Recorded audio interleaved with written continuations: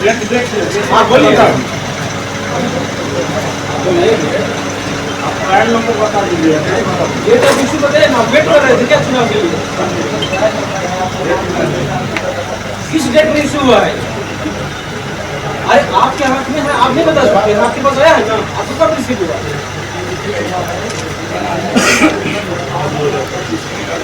आज 25 को अगस्त सितंबर में मिला है आपको, तो आप चुनाव के लिए इंतजार कर रहे थे, तो कहीं छुप के रहते हैं, कहीं छुप के तो नहीं रहते हैं।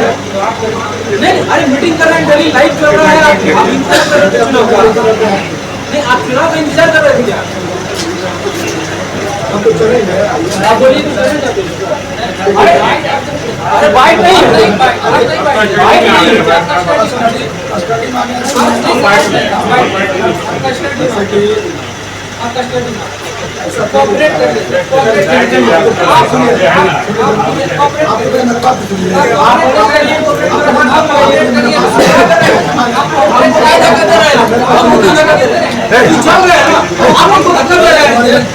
चलिए,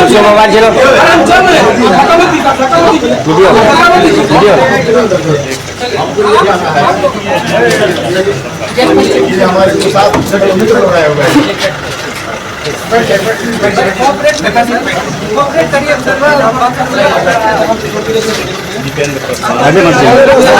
वहीं से ले लो, यहीं से हम भेज तो सकते हैं ना, आप रुकिए ना, आप लोग 2 मिनट रुकिए, आप 2 मिनट रुकिए।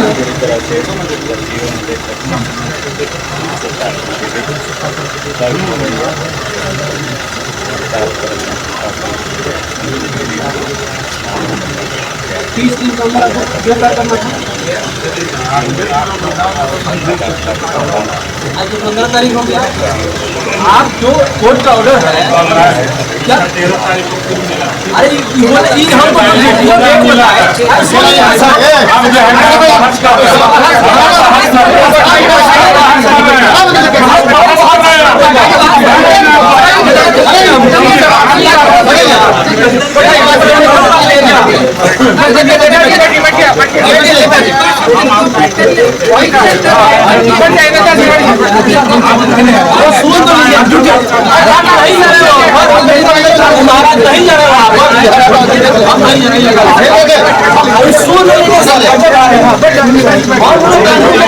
बोलना चाहते हैं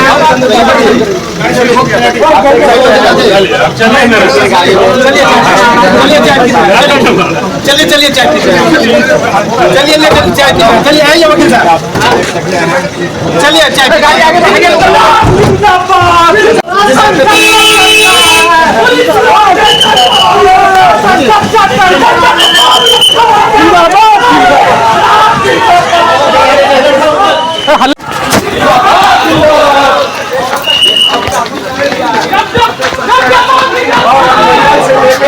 पुलिस कस्टडी में लेकर और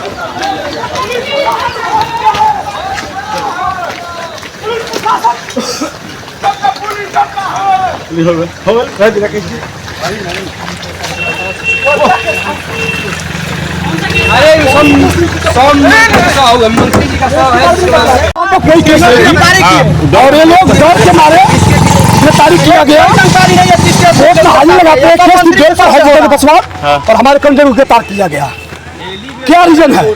पुलिस बतला भी नहीं रही है, हम लोग प्रत्येक दिन कोर्ट में हाजिर लगा रहे हैं, कोई केस भी नहीं है। आप उनके हम राष्ट्रीय जनता दल के महासचिव हैं। अच्छा, और समर्थक उनके बड़े प्रभारी हैं। इशू मेंशन नहीं है कि कब जो है जारी किया गया था। हाँ। और इसमें लिखा गया है कि 30 दिन के अंदर जितेंद्र पासवान को कोर्ट में हाजिर करना था।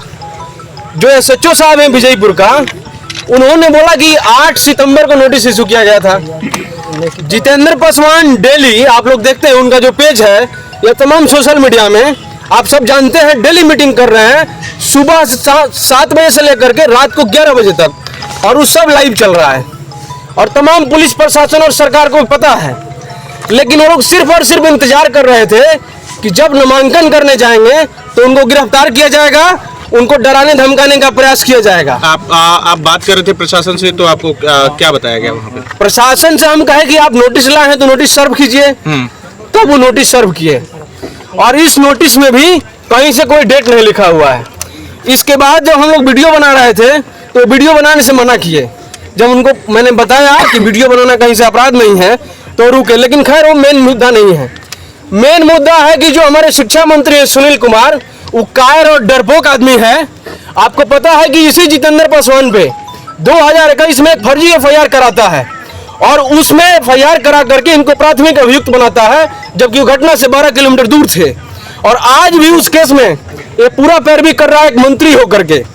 और आप समझ लीजिए कि पिछला चुनाव 462 वोटों से जितेंद्र पासवान को काउंटिंग में हराया गया था और सब कोई जानते हैं कि वो चुनाव वोटों से जनता ने उनको जिता दिया था।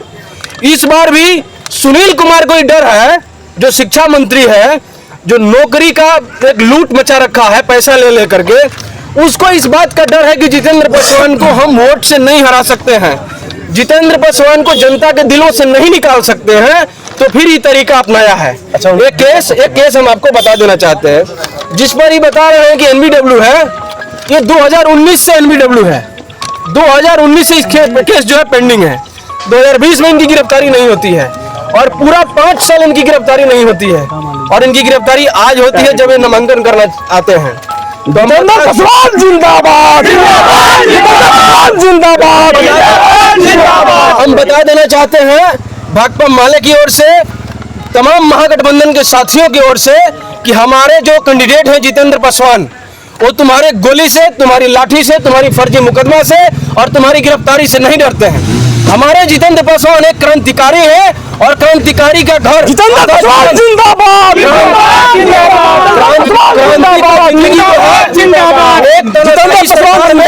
जेलों में ही ज्यादा गुजरता है। अगला कदम आप लोग का क्या होगा? हम लोग कोर्ट के पास जाएंगे और कोर्ट जाकर के अपना पक्ष रखेंगे।